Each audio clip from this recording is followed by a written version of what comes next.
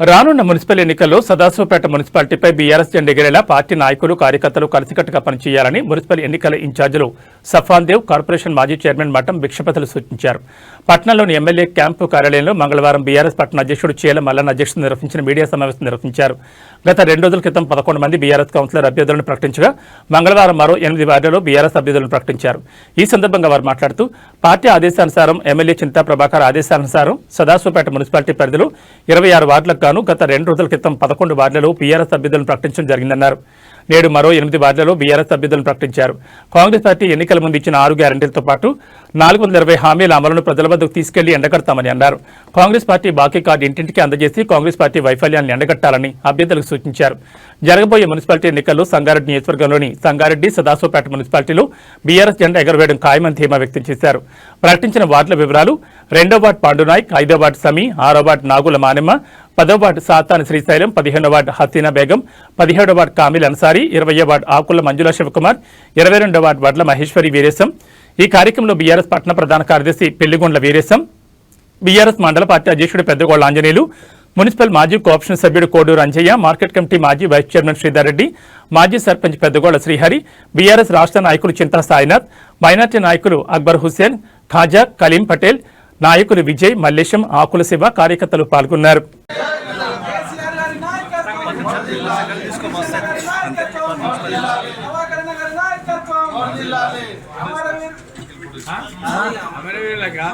తెలంగాణ విద్యార్థి అమర వీరులకు, తెలంగాణ అమర వీరులకు జై తెలంగాణ. నాలుగు గుర్తుకే నాలుగు గుర్తుకే నాలుగు గుర్తుకే.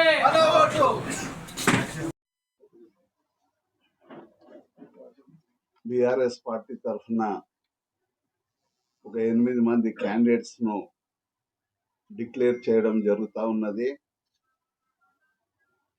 అధిష్టాన ఆదేశాల మేరకు మరియు గౌరవనీయులు స్థానిక శాసనసభ్యులు చింతా ప్రభాకర్ గారి అనుమతితో మరి ఇన్ఛార్జీలుగా నేను సఫాన్ దేవును, మరి తమ్ముడు భిక్షపతి గారు, మరి ఇక్కడ వచ్చిన బీఆర్ఎస్ నాయకులందరూ కలిసి డిక్లేర్ చేయడం జరుగుతూ ఉన్నది. మరి ముఖ్యంగా ఈ 8 మంది క్యాండిడేట్స్ అన్ని విధాలుగా పరిశీలించి క్యాస్ట్ పరంగా ఆ వార్డులలో ఒక మంచి పేరున్న వ్యక్తులను బీఆర్ఎస్ పార్టీ డిక్లేర్ చేయడం జరుగుతూ ఉన్నది. అదేవిధంగా ఈరోజు బీఆర్ఎస్ పార్టీ 10 సంవత్సరాల అధికారంలో ఉన్నప్పుడు మరి బీద బడుగు వర్గాల గురించి, మహిళల గురించి, రైతుల గురించి ఎన్నో కార్యక్రమాలు చేయడం జరిగింది. మరి కాంగ్రెస్ పార్టీ అధికారం వచ్చిన తర్వాత కనీసం 6 హామీలు, కళ్ళబొల్లి హామీలు ఇచ్చి అధికారంలోకి రావడం జరిగింది. మరి 6 హామీల్లో ఏ ఒక్క హామీ గిట నెరవేర్చక కేవలం ప్రతిపక్షాలపైన, ముఖ్యంగా బీఆర్ఎస్ పార్టీ నాయకులపైన కేసులు పెట్టు కాలం గడపడం జరుగుతూ ఉన్నది. ఈరోజు చూస్తూ ఉంటే మీ అందరికీ తెలుసు, మహిళా సోదరిమణులు ఆ రోజు కేసీఆర్ నాయకత్వంలో పెళ్లి చేసుకుంటే 1,00,000 రూపాయలు ఇవ్వడం జరుగుతూ ఉండే. కనీసం వాళ్ళు 1,00,000 రూపాయలతో పాటు ఒక తులం బంగారం ఇస్తామని మాయమాటలు చెప్పి ఇప్పటి వరకు కనీసం ఆ 1,00,000 రూపాయలు గిట్ట ఇవ్వడం లేదు. మరి రైతులు ఈరోజు సమాజంలో రైతులు అనేది ముఖ్యము. ఆ రైతులకు రైతు బంధు అనేది ప్రతి సంవత్సరము మరి ఆ పంట కాలంలో మరి కేసీఆర్ నాయకత్వంలో రైతు బంధు ఇవ్వడం జరుగుతుంది. కనీసం ఇప్పుడు ఇచ్చిన దాఖలాలు గిట్ట లేవు. కాబట్టి మేము ఒకటే కోరుతా ఉన్నాము, తప్పకుండా రాబో కాలంలో బీఆర్ఎస్ పార్టీ 2.5 సంవత్సరాల్లో అధికారంలోకి కంపల్సరీ వస్తుంది.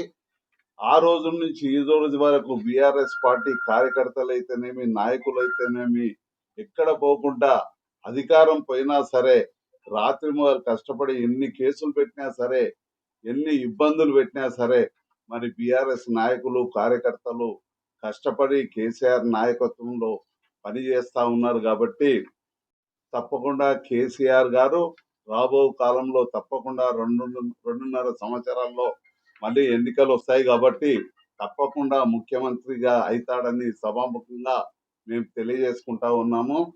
మరి తప్పకుండా ఈ ఎన్నికల్లో మరి ఈ సదాశివపేట మున్సిపాలిటీలో 26 వార్డ్స్ ఉన్నాయి. గతంలో ఇప్పుడు 11 వార్డ్స్ను డిక్లేర్ చేయడం జరిగింది. ఇప్పుడు 8 వార్డ్స్ డిక్లేర్ చేయడం జరుగుతుంది.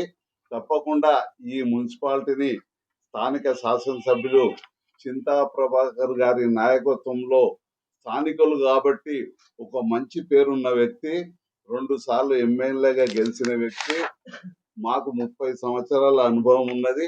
మేము కలిసి పనిచేసాం కాబట్టి తప్పకుండా ఈ మున్సిపాలిటీని బీఆర్ఎస్ పార్టీ కైవసం చేసుకుంటుందని ఈ సభాముఖంగా తెలియజేస్తున్నారు. మరి ఈ 8 మంది పేర్లను తమ్ముడు భిక్షపతి గారు డిక్లేర్ చేయాలని కోరుతా ఉన్నాం. నమస్కారాలు. అదేవిధంగా మా పార్టీ పెద్దలందరికీ కూడా నమస్కారాలు తెలియజేస్తా ఉన్నాం. మీకు అందరు తెలుసు, ఈ ఎలక్షన్ జరగబోతా ఉన్నాయి. ఇప్పటికే మేము 11 మంది అభ్యర్థులను ప్రకటించున్నాం. ఈరోజు కూడా మరొక 8 మంది అభ్యర్థులను మరి గెలుపు గుర్రాలను ప్రకటిస్తా ఉన్నాం.